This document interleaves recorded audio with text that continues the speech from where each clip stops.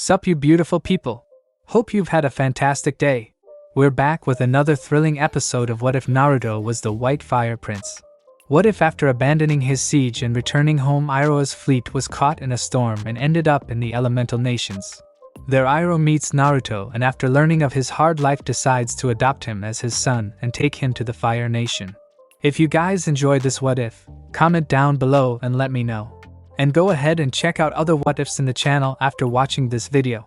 Don't forget to shower some appreciation onto the incredible author responsible for this fanfiction. The link is conveniently waiting for you in the description down below. Before we get into it though, don't forget to subscribe and leave a like, and also share this video with your friends. So let's start this video. The palace of the royal family of the Fire Nation, currently sleeping in a large silk bed, in a large room in the palace of the royal family of the Fire Nation was Naruto, where when the early morning sun shone through the open balcony of his bedroom, the rays of the sun hit Naruto's closed eyes, where he then slowly woke up. Once Naruto woke up, he sat up, revealing his crimson royal red bed robes, that all members of the royal family wore when going to bed. After waking up he let out a large yaw and then looked out the open balcony doorway and saw the sun rise over the royal caldera city. As he looked out he saw the clear bright morning sky and could tell that it was going to be a beautiful day. After looking out to the city, Naruto heard the large double doors open to his bedroom, that were directly in front of his bed, where when he turned to look he saw a young girl entering his bedroom. The girl in question was Naruto's personal servant, who had been assigned to Naruto, after he was officially adopted by Iroh and was made a member of the royal family. Normally, a member of the royal family would be assigned up to 4 or 5 servants. But Ozian stated that, since Naruto was not born of royal status, he would only be assigned 1. This of course did not matter to Naruto, as he didn't really care, as he could have easily have done just as well without a servant. The girl in question was an 18-year-old girl named Min. She was medium height and had a slim figure, with an attractive enough face, and she had dark brown hair that was tied up in a bun and had light gray eyes and wore standard clothes of servants of the royal court. Min's family had served the royal family for over 5 generations, which was considered a great honor by most people.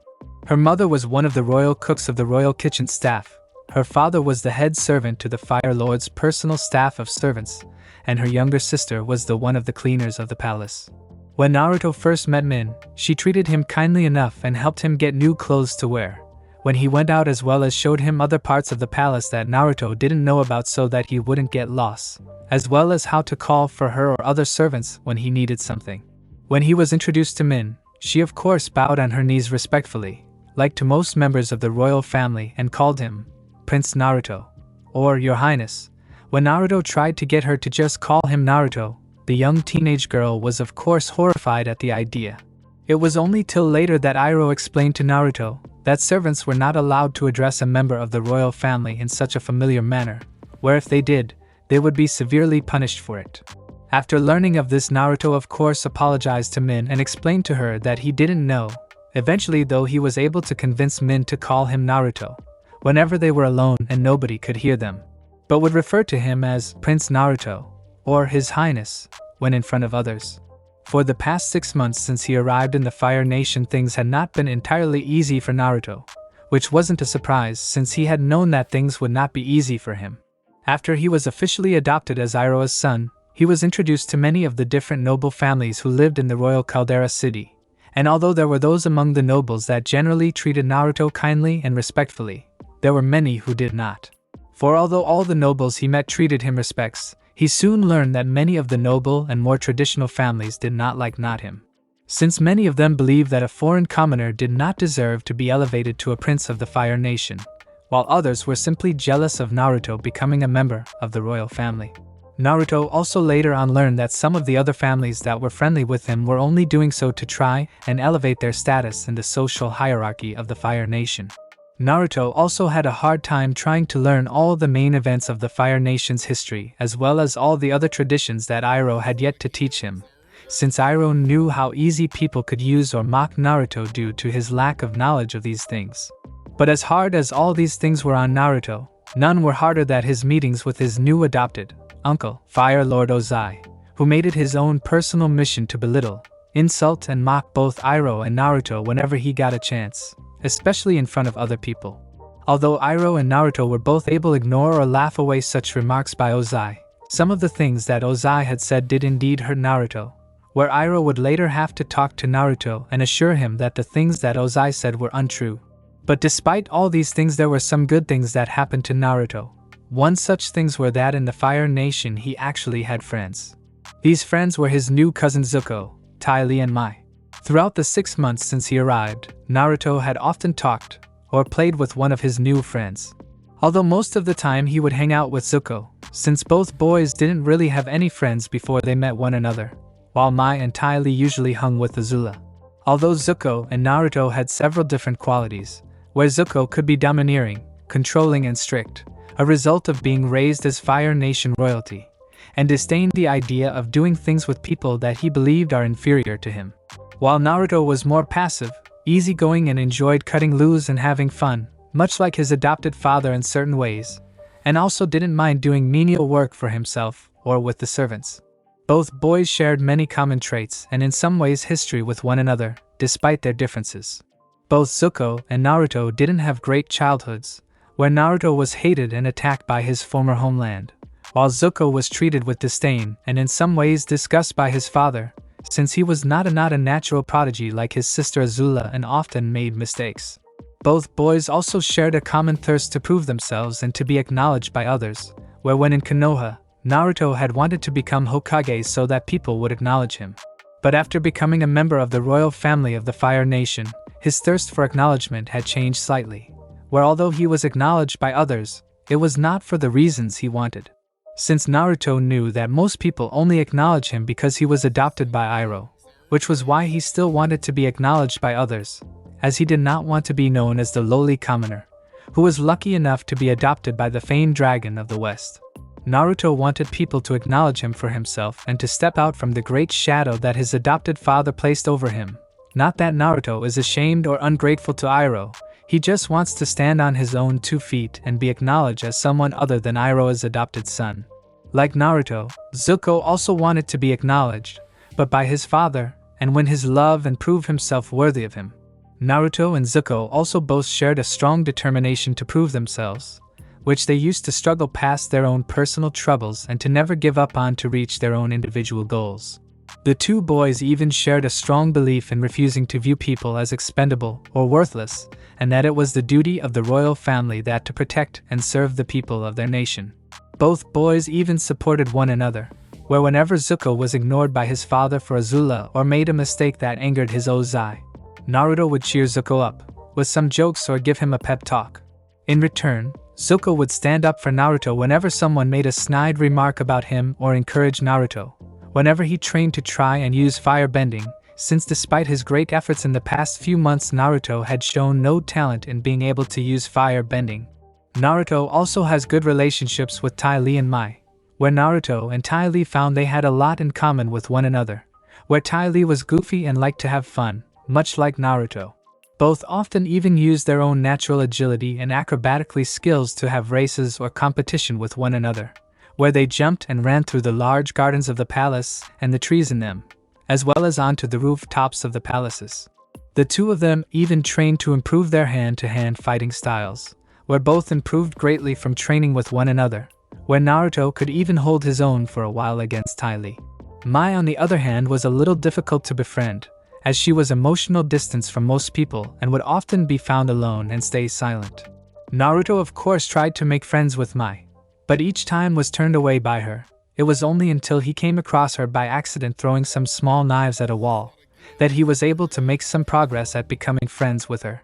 When he came across her and saw her throwing her knives at the wall, Naruto made another attempt to talk to her. At first Mai ignored him, but Naruto was persistent and then challenged her to a knife-throwing contest. Naturally, at being challenged at it, Mai became interested, where the 2 of them and a contest to find out who was the better shot. Naturally, of course, Mai won. But Naruto achieved his goal, where Mai offered to give him some pointers in throwing and offered to give him a rematch if he was interested. Naruto of course accepted, where the 2 of them would practice their throwing skills 4 times a week together, where both of them greatly improved their aiming and throwing skills and had fun doing it. But even becoming friends with Zuko, Mai and Ty Lee, Naruto did not get on well his other cousin Azula. Naturally, Naruto tried to become friends with Azula, and at first it seemed they were becoming friends. That was until Naruto accidentally overheard Azula talking with Tai Li and Mai at how she didn't even like him, and how she planned to use his skills to do things she wanted. When Naruto learned this, he naturally angry and upset by what Azula said. Hence, after learning this, Naruto decided to unleash his anger at Azula with a series of pranks. These pranks involved things like filling balloons with water and dropping them from the roof down at Azula when she was walking outside. Others also involved where Naruto put red dye in her bubble bath so that when she stepped out her bath and looked at herself in the mirror, she saw her skin turn completely red. Another prank was where Naruto found some mayapple plants on one of his walks with his adopted father outside the capital and took some. Since from his walks Naruto learned a lot of things about plants from his father, although he often had to double-check some of the things his dad told him, as Iroh often mixed the plants up with others. When Naruto came across the mayapple plants, Iroh told him that when grinded up and given in small amounts, it can cause a person severe diarrhea. Naturally, Naruto secretly took some of the plant's leaves, grinded them up and sprinkled some of them on Azula's food without her knowing. Where for several days, Azula spent most of her time in the bathroom unable to leave it. Yet despite all these pranks and knowing that Naruto was the cause, neither she nor anyone else could ever prove that Naruto was behind them. Hence he could never be punished.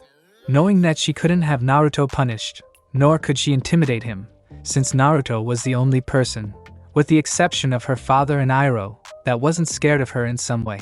Azula struck back at Naruto by teasing him and making side remarks at him in front of others, knowing he couldn't strike back. She also made it a point to make fun of Naruto's lack of skill at being able to do firebending, saying it proved he wasn't a true member of the royal family, since he couldn't firebend. She even made sure to show her own skill in firebending in front of Naruto, in the hope of showing how inferior he was to her. She also even made sure to limit Naruto's time with Mai and Tai Li, where the girls could only spend a limited time with Naruto, and in secret. This of course hurt Naruto, since he knew what Azula was doing, as he knew that both Tai Li and Mai were only friends with Azula because they were afraid of her, and what she might do to them, although Tai Li made general believe that Azula was her friend. But even despite all this bad things, Naruto found his life in the Fire Nation much better than his life in Konoha, especially when he was with his adopted father Iroh, who he was already forming a close bond with. Over the 6 months in the Fire Nation, Naruto spent a lot of time with his new father, where they played Pai Sho, where Naruto was slowly improving. Iroh even encouraged Naruto to play an instrument, where he got Naruto to start learning to play the flute. He even started to teach Naruto how to make tea, where Naruto was slowly but steadily improving, but still nowhere near as good as his father, at least not yet. Also during the 6 months since he arrived in the Fire Nation, Iroh attempted to teach Naruto to firebend, but sadly had showed little to no talent in being able to firebend, much to the young boy's disappointment. But thankfully Iroh encouraged Naruto, saying that there was still hope and that they would keep trying. When Min entered the room, she quickly bowed to Naruto in respect. "Good morning, Prince Naruto. I hope you slept well?" "Yeah, I did, thanks," replied Naruto as he then got out of bed and stretched, where he then headed to the bathroom to wash up. Whereas he did, Min began to make his bed and then lay out fresh clothes for Naruto to wear for the day. After which he then left the room to give Naruto some privacy to change, once he left the bathroom, and to get his breakfast. After a while Naruto came out of his private bathroom, cleaned and washed, where he then went over to his bed where Min had left his clothes. When Naruto had just finished changing, there was a knock on his door, where after saying, "Enter," Min appeared again with a breakfast tray with a bowl of egg fried rice, freshly squeezed juice, bread and fruit on it. Min then left the tray on a small table, where Naruto could enjoy his breakfast. Seeing this, Naruto thanked Min before she left the room and told her to thank her mother as well for cooking breakfast. Min of course nodded and told Naruto she would. Naruto of course fairly popular among the servants of the royal palace, as like them Naruto was not born of royal blood, but yet was a member of the royal family. He treated the servants with respect and did not talk down to them like most nobles or high-ranked officials. He even often helped the servants, who had difficulties with certain tasks they were assigned, like when a young servant boy was carrying a heavy load of laundry and had trouble carrying it all to the washroom. When Naruto saw this, he naturally went over, had helped the boy and brought some of the load to the washroom. Naruto even defends certain servants when they were wrongfully accused of something, or were simply insulted by certain nobles or high-rank officials. This of course did not win him many points with the higher class, but won him a lot of support in the servant class.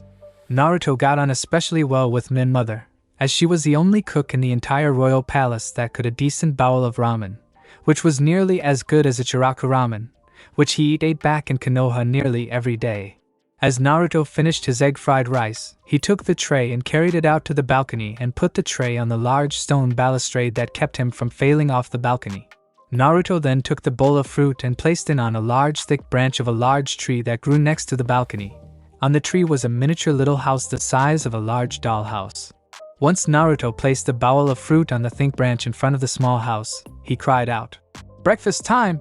But when he did, a small little monkey with a small red and white robe around its neck immediately came out and raced towards the bowl. 2. When Naruto saw the monkey, he smiled kindly at his little friend and gentle patted the little monkey on the head. "Hey, Xiaozi 3, how are you today?" Where the little monkey then cried, "Eek," and smiled up at Naruto, before it then took a large grape from the bowl and took a bite out of it. Seeing this, Naruto couldn't help but smile, where he patted his little friend gently on the head. Naruto had gotten Xiaozi 2 months after his arrival in the Fire Nation. He had found Xiaozi at an animal stand, when he was walking through Harbor City with his father. As they walked through the city, Naruto had noticed the animal stand out of the corner of his eyes. When he went to look over, he saw Xiaozi sitting in his cage, looking unwell, as if it had given up on living.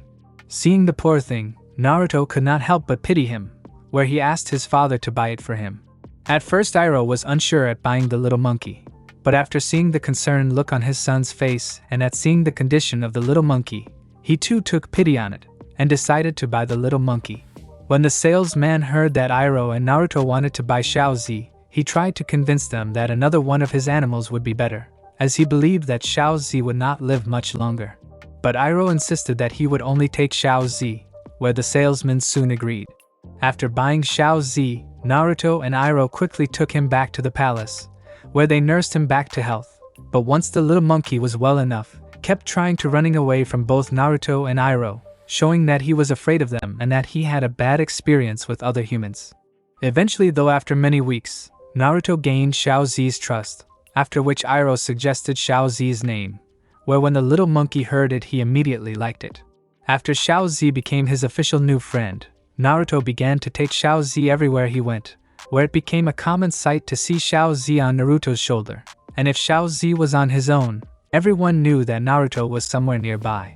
After gaining Xiaozi's trust, Naruto found that Xiaozi was quite an intelligent monkey, where he was able to understand much of what Naruto was saying and able to do things for himself. Later on, Naruto then introduced him to his other friends. Zuko of course found the sight of Naruto having a monkey suited his new cousin perfectly. Consider the amount of mischief he get up to from time to time. Most of the time Zuko did not pay too much heed to Xiaozi, but there were some times where Zuko was acutely quite kind to Xiaozi, where he pet him on the head now and again, and would even give him some piece of food now and again. Zuko even admitted once or twice that he found Xiaozi kind of cute. Mai of course didn't pay much heed to Xiaozi either, although eventually, like Naruto, the little monkey wormed his way through Mai's thick outer shell, where Xiaozi would do little tricks that Naruto taught him in front of Mai, which would actually make her smile a little. This of course then made Xiaozi the one of only 3 people that could make Mai smile, the others being Naruto and Zuko. Ty Lee of course adored Xiaozi, where when she first saw him, she let out high-pitched squeal and then grabbed hold of Xiaozi and proceeded to nearly squeeze the poor little monkey to death, because of how cut he was. Eventually though, Naruto got Ty Lee to calm down, thereby saving his little friend's life, after which he and Xiaozi would practice doing little acrobatic tricks, which Ty Lee loved to watch and join in.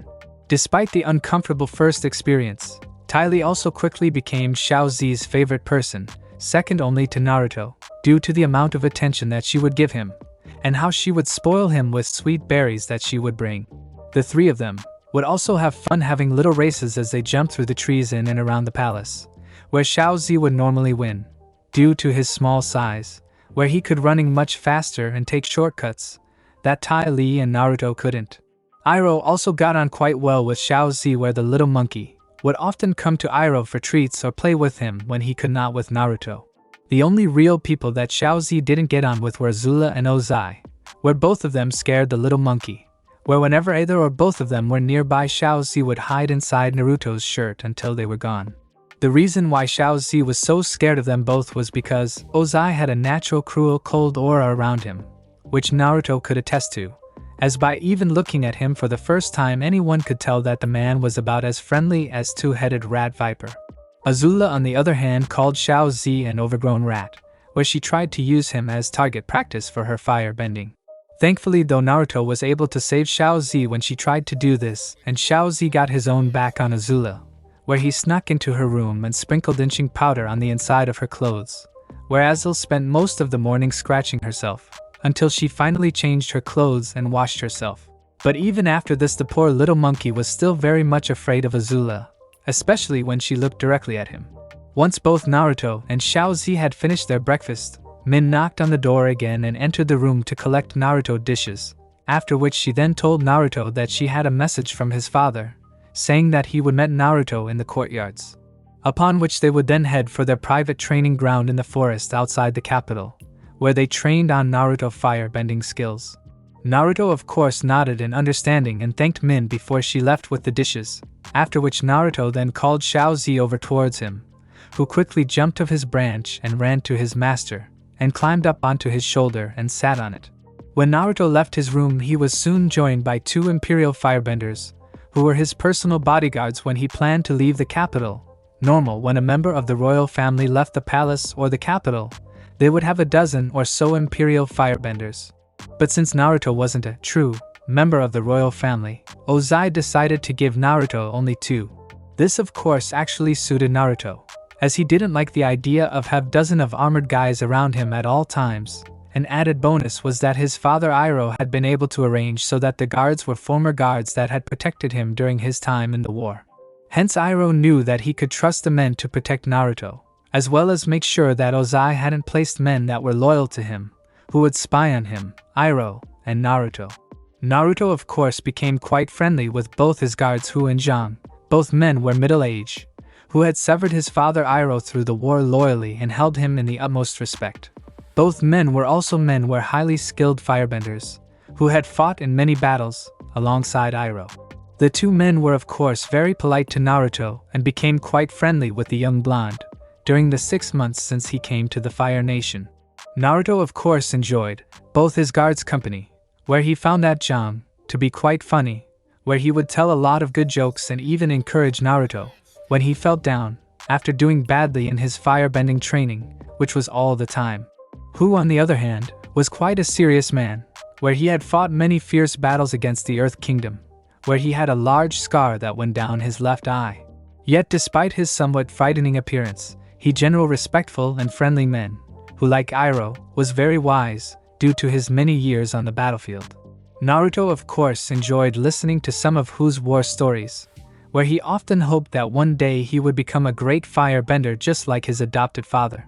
After a few minutes, Naruto and his 2 guards arrived to meet Iroh and his guards in the courtyard, where after greeting them the company, they headed out of the palace and walked out the capital and into the large forestry outside the capital, where they went to a large clearing, where Iroh and Naruto did their training.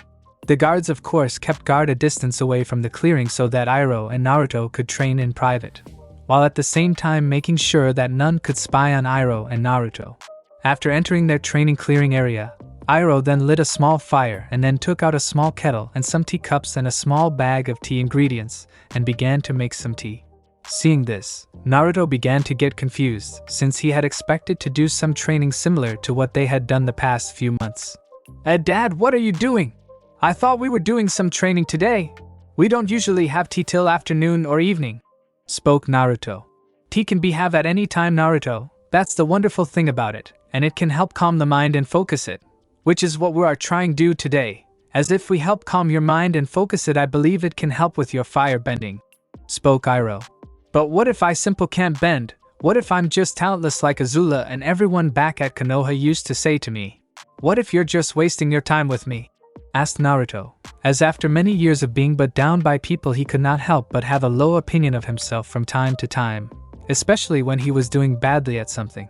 Nonsense, Naruto, you've talent deep inside of you, as none is born without talent, said Iroh with a reassuring smile, which cheered Naruto up.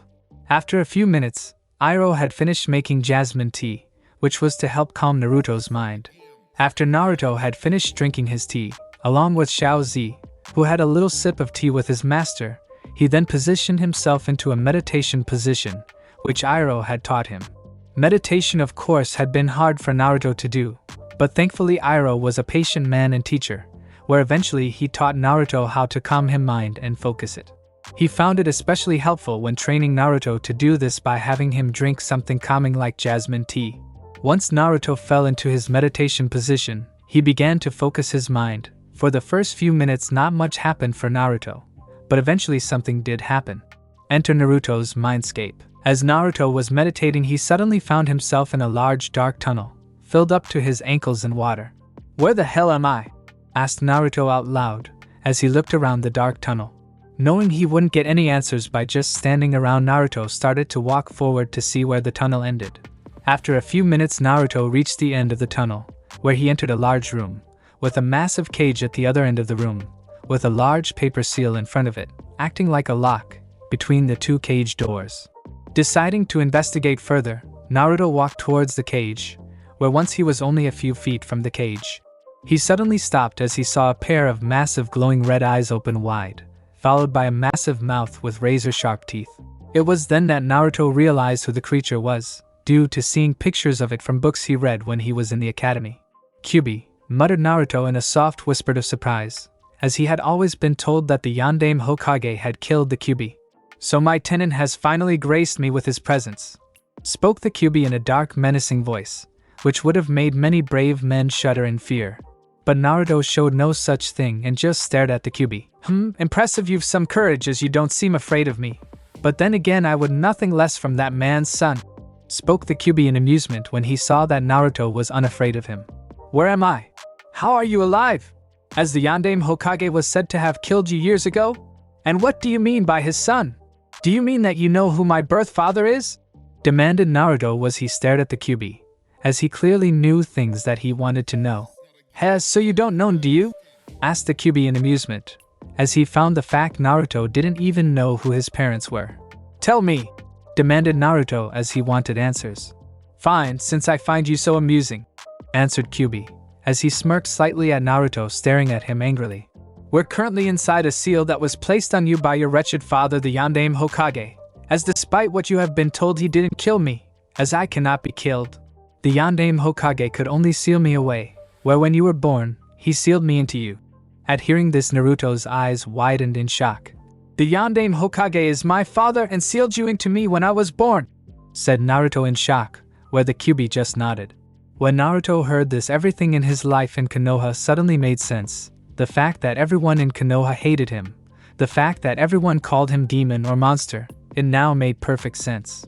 To them, Naruto was representation of the demon that nearly destroyed Konoha and killed so many of their loved ones. Realizing this, Naruto could not help but feel angry at what his father had helped do him, as he was the one who placed the Kyuubi into him and subjected him to 9 years of hell. But whether he knew what would happen to him or not did not matter to Naruto, for as far as he was concerned, Iroh was his father, who had taken him in and cared for him like his own son, while the Yondaime was nothing more than a stranger, who him placed a demon into him when he was born. "Indeed, and he was the one who placed me into you, and your mother was also the previous host to me before you. Wait, my mother was also just like me and had you placed into her," spoke Naruto correct, where the Kyuubi just nodded again. "But why?" "Because your village wanted to use my power to keep them strong, and the only way to do that was to place me into a human like you and have you use my immense power for their benefit." At hearing this, Naruto became angry at how both he and his mother were both used by Konoha so to keep it strong, while at the same time the village treated him like the plague and made his life hell for something that wasn't his fault. "But if you were sealed into my mother, why are you in me?" asked Naruto, as if what the Kyuubi said was true, then the Kyuubi should have been in his mother or at least died with her. "Because on the day you were born, a man wearing a orang mask kidnapped your mother after she gave birth to you, since the man knew that when a female Jinchuriki gives birth, the seal of their demon weakens, allowing said demon like myself to break free," spoke the Kyuubi. "After he kidnapped your mother, he used his powers to free me and to place me under his control and had me attack your former village in the hopes of destroying it. But in the end your father the Yandame Hokage freed me of the man's control and then later stopped me by sealing me into you. And what happened to my parents? Asked Naruto. I killed them, replied Kyuubi. You what? Cried Naruto in shock. I killed them. Although to be honest they were already dying as the technique that your father used cost him his life and your mother was slowly dying. Since the process of extracting any Biju like myself from their host is so painful that they will die from it, answered the Kyuubi without the slightest bit of remorse for what he had done. At hearing all this Naruto glared at the Kyuubi with every ounce of hate he could muster in himself and aim it at the cube. For not only was this creature that was one of the reasons why he had such a miserable life, but it was also the being that killed both his parents and had left him an orphan.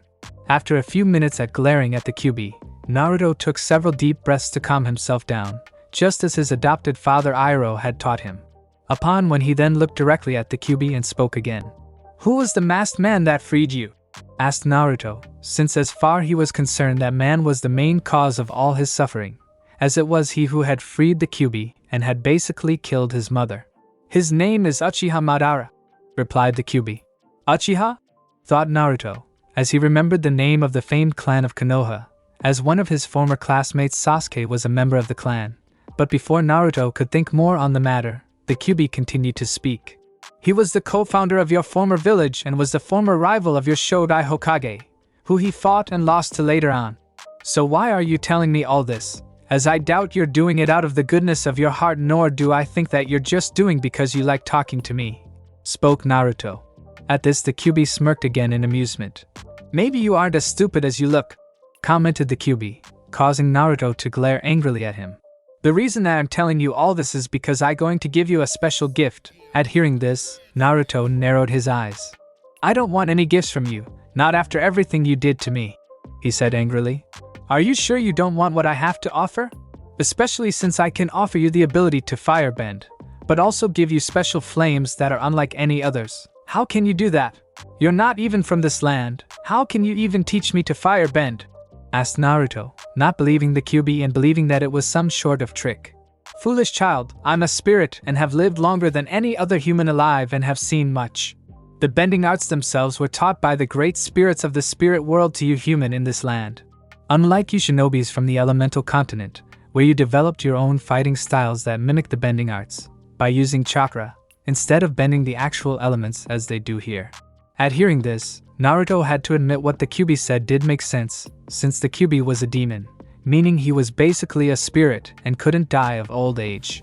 But even still he did not believe the creature, considering all the suffering he put him through and how the Kyuubi was basically evil who loved causing chaos and destruction. What exactly are you offering me? Asked Naruto, for even though he hated the Kyuubi and did not trust him, he would at least hear what he has to say.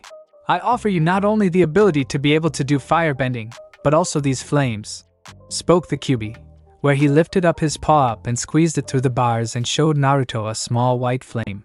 I offer you the flames of Kojin, a Japanese god of fire, which are the scared white flames of the heavens, which burn as hot as the sun and can match the black flames of hell itself. The flames are capable of burning anything, even smothering regular fire, but only harm those that the user wishes to burn or those who hold negative feelings towards the user.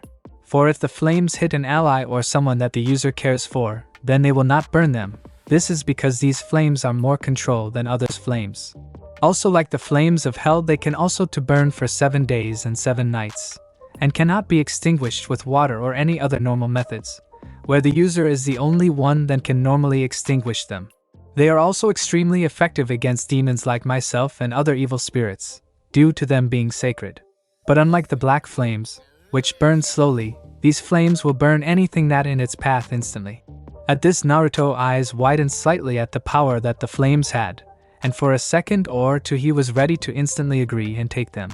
But before he could, he quickly stopped himself, remembering who he was dealing with right now. If these flames are the flames of the heavens as you say, then how can you use them, since you're a demon? Asked Naruto with suspicion. I cannot use them, as you say, since I am a demon, making them worthless to me, but since I'm also a spirit of fire, I can at least summon them and even pass them on to someone like you, stated the Kyuubi. At hearing this, Naruto became even more suspicious of the Kyuubi. Then why are you giving me these flames? Especially since, as you said, they can be used to hurt you. It because for the past 9 years ever since your wretched father sealed me into you, I have had nothing to do but sit in this cage and watch your worthless life. This of course has been extremely dull and boring, and although I will break free of this seal one day and devour you, I'll need some form of entrainment until then. Hence I've decided to spice things up by giving you these flames and see how you use them," answered the Kyuubi. At hearing this, Naruto became angry at hearing how his life was nothing more than entertainment to the demon fox and was about to yell at the demon and tell what he could do with his flames. Author's note: I sure you can image what he would say. But before Naruto could reply to the Kyuubi's offer, the fox spoke again. "If you take these flames, then not only can you make your new father proud, but also show all those other fools like the Fire Lord the power you possess," spoke the Kyuubi, playing of Naruto's thrust to prove himself to others and show that he was more than what most people thought he was.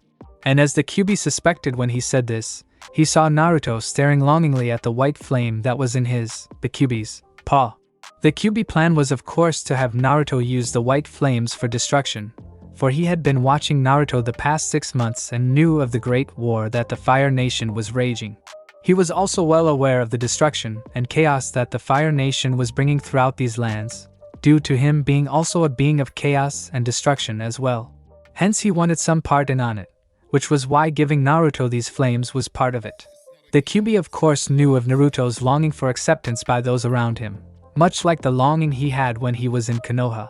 He also knew that if he gave Naruto these flames, he would eventually use them in the war, whether it was by his own choice, where he joined the army in the hopes of gaining acceptance in the Fire Nation, by fighting in the war and gaining fame or glory for himself, or be forced in the war by the Fire Lord, in the hopes of using the flames to the Fire Nation's advantage. Either of which was fine by the Kyuubi, since his plan was to have Naruto fight in the Fire Nation's war and use the white flames, which could only be used by those with a good heart, and have him cause more chaos and unbalance in the world. This of course would greatly amuse the Kyuubi, since he found the irony of using the flames of heaven to cause more chaos and distraction to the world extremely amusing. He also hoped that if Naruto entered this war on the Fire Nation's side, then the war would corrupt him and turn Naruto into something much more fitting for a being like himself, Kyuubi. After a few minutes, Naruto suddenly spoke up and said, "I take them." After hearing Naruto answer, the Kyuubi smirked, and then leaned a bit more forward and took Naruto to take the flame onto both his hands and then pressed them into his chest. Naruto of course did what the Kyuubi said, where as soon as he pressed the white flames into his chest he suddenly felt the warm heat of the flames spread throughout his body, after which he saw a sort of white glow surround his body like an aura. "Good, the flames are now within you. Now you can do fire bending and use white fire," spoke the Kyuubi, after which he then told Naruto to leave as he was tried, which Naruto was more than happy to do as he had enough of talking to the wretched demon fox as well. End Naruto's mindscape. As Naruto came out of his meditation state, he heard his father's voice calling out to him and felt him shaking him, "Naruto." Once he fully came of his meditation state and opened his eyes, Naruto found his father Iroh standing in front of him with a worried look and holding his arms, shaking him slightly, while his little pet monkey Xiaozi was pinching Naruto's cheeks, hoping to waken his master, since like Iroh he was worried about Naruto. "Dad," spoke Naruto with slight confusion, as he was still slightly disoriented after just coming out of his meditation state. "Naruto, thank goodness that you alright," spoke Iroh with clear relief. "I was calling out to you for several minutes, but you were in too deep a trance and didn't reply to me. I was beginning to worry." I'm alright, Dad, just a little woozy." "How long was I out?" asked Naruto. "About 20 minutes, I would say. I became even more concerned when I saw a white glow around your body just a moment ago. What happened to you, Naruto?" At this, Naruto sighed, where he spent the next half hour explaining to his father what had happened. When Naruto explained everything that happened, Iroh had a slight frown upon learning this, as he became suspicious at how the Kyuubi gave his adopted son these powerful flames for simple amusement. He was even more concerned at the fact that the Kyuubi wasn't his son to begin with, as he had read about the demon from one of the books he had gotten when he visited the elemental continent. Hence he knew how powerful the demon was, along with all the destruction and chaos it had caused. As Iroh thought over what he had just learned from Naruto, his adopted son suddenly spoke up with a concerned look, due to seeing the frown on his, Iroh, face. "You don't think I'm a monster, do you, Dad?" asked a worried Naruto, as he was afraid that if his adopted father would hate him just like most of the people in Konoha did, because he had the Kyuubi inside him. Upon hearing this, Iroh quickly put his hand on Naruto's shoulder and smiled kindly at Naruto.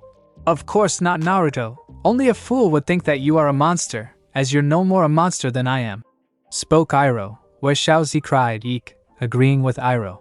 This of course made Naruto smile, happy at the fact that his father still cared for him regardless of what lay within him. He even petted Xiaozi on the head, thanking his little friend for his support. "But we'll have to be more careful now," spoke Iroh seriously, gaining Naruto's attention, "as there'll be others like those in your former village that'll not understand you and will fear you, as unfortunately people tend to fear and hate things that they do not understand. Also there'll be those like my brother, who if they found out that a powerful demon like the Kyuubi was sealed within you, then they'll do what your former village tried to do and try and turn you into a living weapon and use the demon's power to finish the war." At hearing this, Naruto nodded in agreement with his adopted father, as he wouldn't put it past his adopted uncle to do such a thing. "But first we see if what the Kyuubi did worked and if you can firebend," spoke Iroh, when Naruto nodded, and took up a basic stance that his father taught him and taking in deep breath just as his father told him to do. After which he then did a fast jab to create a ball of fire, but instead of creating a small fireball, which he intended to do, a giant ball of white fire burst from his fist, which blasted Naruto backwards due to not expecting the tremendous power from the blast. When Naruto was blasted back from the force of the fireball that he created, Xiaozi quickly cried out in fear and jumped off Naruto and onto the ground, just as he was blasted backwards. At the same time, the giant ball of white fire flew toward a large tree that was in front of Naruto, where the ball of fire quickly enveloped the tree, and within less than a minute the tree was reduced to ash, and the white flames continued burning. When Naruto was blasted back by the ball of white fire, Iroh and Xiaozi quickly ran to Naruto, who skidded backwards a bit on the ground before stopping. Once Iroh reached Naruto, he helped his adopted son up. "Naruto, are you okay?" I think so. It just caught me by surprise," said Naruto as he got up. Whereas he did, Xiaozi quickly jumped onto his master's back and had a concerned look on his little face. Seeing this, Naruto just smiled. "Don't worry, Xiaozi, I'm fine." After which he petted his little friend on the head again, showing he was fine, making the little monkey smile. After doing this, Naruto then looked towards the tree in front of him and saw that it was reduced to ash in space of less than a minute. "Did I do that?" asked Naruto in surprise as she saw what his flames did. "Yes, it seems that your white flames are extremely powerful," said Iroh, who was just as surprised at the power of Naruto's white fire, even more so when the flames continued burning after the tree was burnt to ash. Once Naruto got back up on his feet, he and Iroh went over to the still burning white flames and picked them up, where just as the Kyuubi told Naruto, the flames did not hurt his adopted father. In fact, when he picked them up, Iroh felt the warmth of them flames without being burnt by them. As Iroh looked at the small flame in his hand, he could not help but marvel at the flames, as they were beautiful and seemed so pure and perfect and could do no harm. They were unlike any other flames he had ever seen before in his life. Upon seeing the small white flame in Iroh's hand, Xiaozi quickly jumped off Naruto's shoulder and onto Iroh, where he climbed down his arm and went up to the flame, where he brought his small paw up to it, where like with Naruto it did not burn or hurt him and felt warm. For the next few minutes, Naruto, Iroh and Xiaozi stared in wonder at the white flames, where after the few minutes Iroh spoke up. "These flames of yours are truly a wondrous thing, Naruto. I've never seen anything like them before in my many years, and they also seem to be extremely powerful, judging by what just happened. We'll have to train hard for you to be able to control them, as your white fire seemed to make even the most basic fire technique extremely powerful." Naruto of course nodded in understanding, as he knew his adopted father was right, after which Iroh then dropped the white flame he picked up and asked Naruto to see if he could extinguish the white fire. Since from what Kyuubi told Naruto, the flames would continue to burn for 7 days and nights, where if they left them, then chances were someone would come across them. Where if someone saw white flames burning constantly on the ground without burning themselves out, then it would draw a great deal of attention on Iroh and Naruto, which was something they wanted to avoid, at least for now, until they got their stories straight. At first, when Naruto tried to extinguish his white flames, he had no luck, but after a few minutes and much concentration, he was able to extinguish his flames. Once the flames had been extinguished, Iroh decided that they would call it a day and celebrate Naruto's first successful attempt in firebending, but would keep the news between themselves, at least until Naruto gained better control over his new flames. Iroh also planned to set up a training regime to allow Naruto to control his new fire better, as after seeing the power of white fire, he knew that if Naruto didn't learn to control them, they could be extremely dangerous to not only Naruto himself but to others around him. But that would be for tomorrow, since today would be spent celebrating Naruto becoming a firebender, one which Iroh believed would surpass all others, even himself. But even as he thought this, Iroh was unaware at how true this belief was, since this was the beginning of a new legend that was about to be born, one that would be known throughout not only the 4 great elemental kingdoms, but also in the shinobi world of the elemental continent, the legend of the White Fire Prince of the Fire Nation. Thanks for listening. I do hope you enjoyed it. If you want the next part of this video, like, subscribe and comment down below and turn on the bell notification. And also check out other videos that I have created and enjoy. See you in the next video. Peace.